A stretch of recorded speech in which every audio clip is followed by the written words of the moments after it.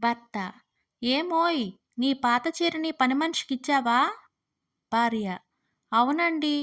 ఏమైంది? భర్త: వంటింట్లో ఉన్నది నువ్వే అనుకుని. భార్య: గ్యాప్ ఇచ్చారేంటి? ఏ అఘాయిత్యం చేశారో చెప్పండి. భర్త: నీకంత కష్టం దేనికి వెళ్ళి కూర్చో, నేను కడిగేస్తానని అంట్లు అన్నీ నేనే తోమేశా. వినయ్: మన అశోక్ వాళ్ళ ఆవిడకు హఠాత్తుగా మాట పడిపోయిందంట, తెలుసా? చందు: ఆ విషయం తెలిసే మా ఆవిడను ఆమెను దగ్గరుండి చూసుకోమని పంపాను. వినయ్: వాళ్ళు మీకు బంధువులా? చందు: అబ్బే కానే కాదు. ఆ జబ్బుకి అంటురోగ లక్షణాలు ఉంటే మా ఆవిడికి కూడా అంటుకుంటుందని.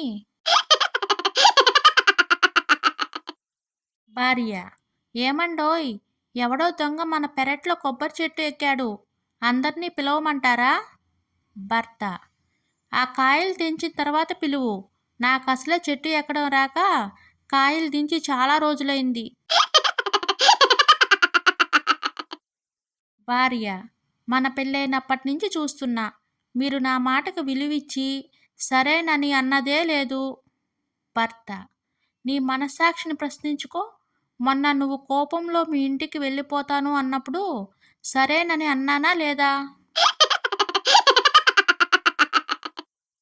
వెంగలప్ప: డాక్టర్ గారు, నా ఒంట్లో ఐరన్ లేనట్టుంది. ఐరన్ మాత్రలు రాయండి. డాక్టర్: ఆ విషయం నీకెలా తెలుసు? వెంగలప్ప: ఇప్పుడే అయస్కాంతం పెట్టి చూశాను డాక్టర్, ఎక్కడ అతుక్కోవడం లేదు. కాంతం: సంక్రాంతికి ఊరు వెళ్తున్నట్టున్నారు. వచ్చేటప్పుడు కాకినాడ కాజాలు తీసుకురండి.